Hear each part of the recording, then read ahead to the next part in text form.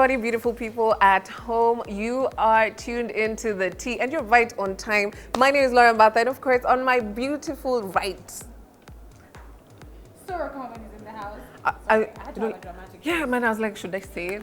Or like, should I chill? Yes, guys. I don't know, I didn't see. There's some random like pictures in my DM. Don't do that next time. That's not what she said. That was not what was recommended.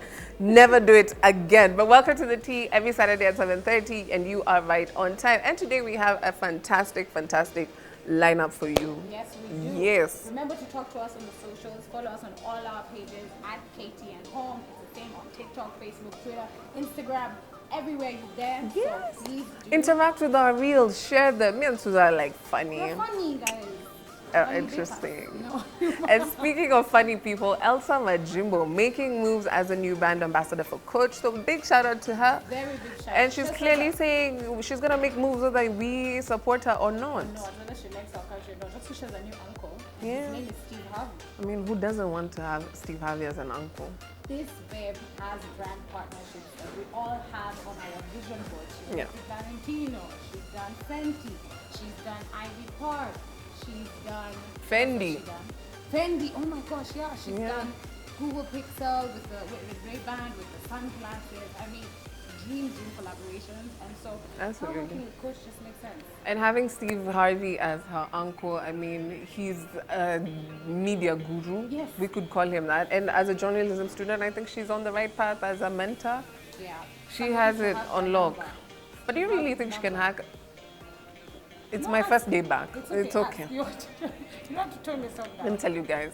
If Kenya ain't your place, go and do it somewhere else. Congratulations, Elsa Majimbo. We support you. Or not, according to you. What I want to know is if I ask really nicely, would you share Steve Harvey's number with me? I promise I won't abuse it. You know, I was thinking about it over the weekend.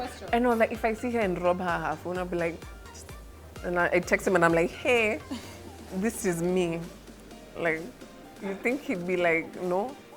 I don't know, man. So we need to celebrate because they're doing amazing. Yes. It's Angela Opportunity. I think I said it right. Yes, you have. We've been struggling with that for a minute. Let me tell you guys, this babe is putting the Kenyan flag out there at the Australia Open. It's a shame that some of us didn't know about her before, but she is the first Kenyan to ever make it to a Grand Slam championship. Yes. First one to win a first match.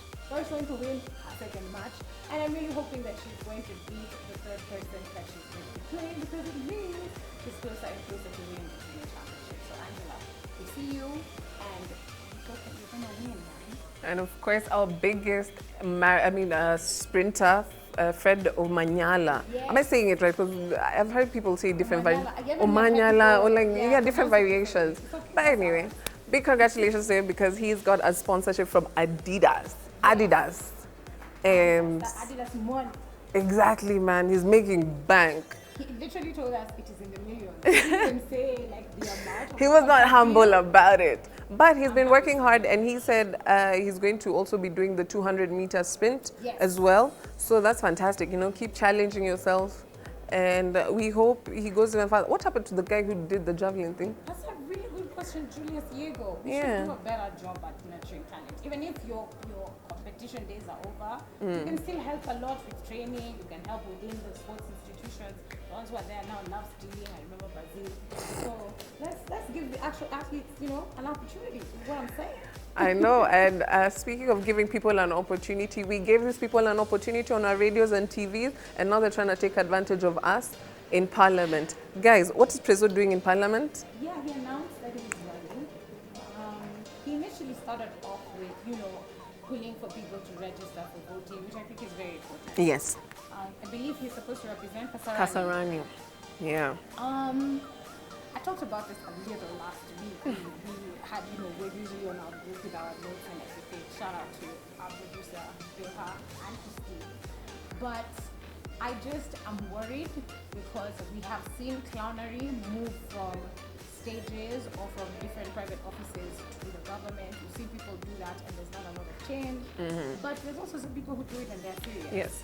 So my question is, why running, really? And secondly, what has this person shown us already in their But here's the thing, I remember guys were like, Prism made some valid points when he was on a certain interview on air, and if that's a mentality he's going into it with, then that's fantastic. Yeah. But here's my question, what's this thing with celebrities trying to be politicians again? Honestly, you know, even us, I feel like after we're done with this show, we should run. Because I get the notion of support talent. Politicians should put in more work when it's supporting talent. But if we have Nadia Bukami, the vice president, then we have, I'm not saying she's vying, but I'm just saying, like, if we're gonna have a bunch of musicians in parliament, like, dude. And comedians. Exactly, yeah. Like, so what's gonna happen to the guys we're trying to put up there?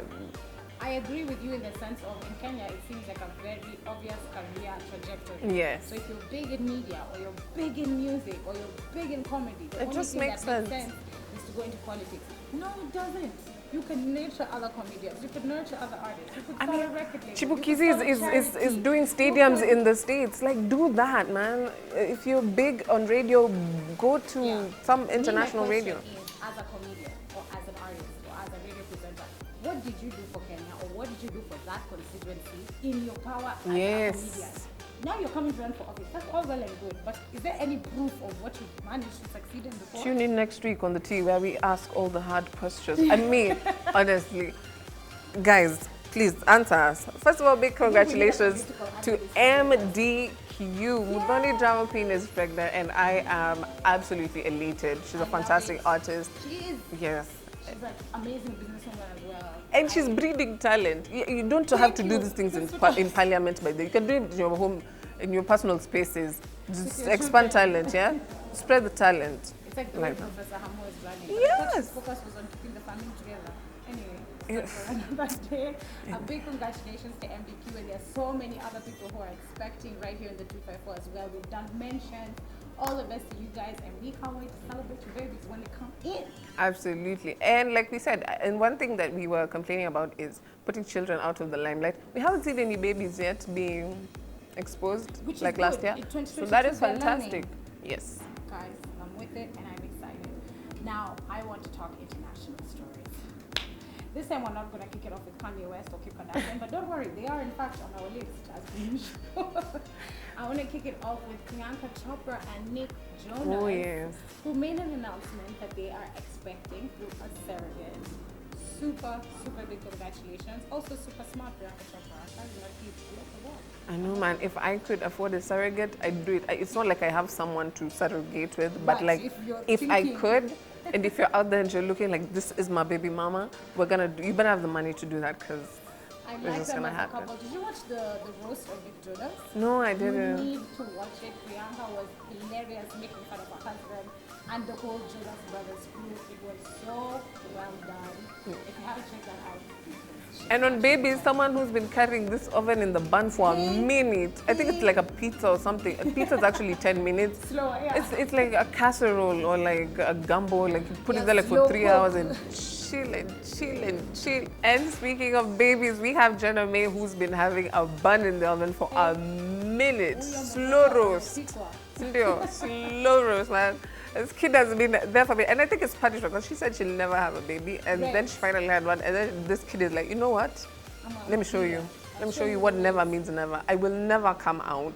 That is exactly what the baby said. But it's like, you know, for all women that are feeling like, oh, your time is over, or you haven't been lucky that you found someone, or, you know, whatever, like things haven't worked out in the love department. She's a great example. You just focus on your career and do you, and when the time comes, things will happen. So congratulations to her and Jeezy. This child is going to be interesting. A child of a talk show host and a rapper. Here's the thing. Hollywood is like so random sometimes. It's like so random, like Jeremy and G-Eazy. I never ever thought of that pair in my life. So random. And here's another random pair that went to court together. Cardi B, queen of pettiness. Miss Petty Cakes is Cardi B. She has been having this case in court for 3 years, but she finally walked out with $3.6 million, or at least, I think, almost, yeah. You know what's interesting though, is Cardi B is always the one in court because somebody else is taking her to court. Absolutely. So I'm proud of her this time. She's the one who took somebody to court and then she won. Tasha K lost, was it, it's not a civil suit, is it? No, a defamation suit. Yeah, a defamation suit against Cardi B, where Cardi B stated that she had, yeah, she felt suicidal, so, yeah. And what did Tasha K, true to form, go and do? Allegedly. I'm not sure if this tweet was true. She went to her lawyer's LinkedIn page, was it like Google reviews? I was like, I am never using this lawyer again. Listen, no one wants to defend you at this point. She's continuing with the defamation. Tasha, learn your lesson. Learn it, because this is literally resulting in money. And for YouTubers and content creators out there, when you talk about something that's genuinely alive, if that person is motivated, back it up. After you. Back your facts. But anyway, that's good news for Cardi B. And a lot of celebrities have been chiming in on all this, including Yami Mami, who actually spilled her own tea. Like, listen, chill. Like, listen. Step aside. She's not Yami Mami anymore. She's Murigi now. Whatever. Step aside. No, we know what you did. We know what you did. Before things get even spicier, you're watching the TV. We want to take a tiny short break, but we are going to be back with more news and, of course, fashion trends you must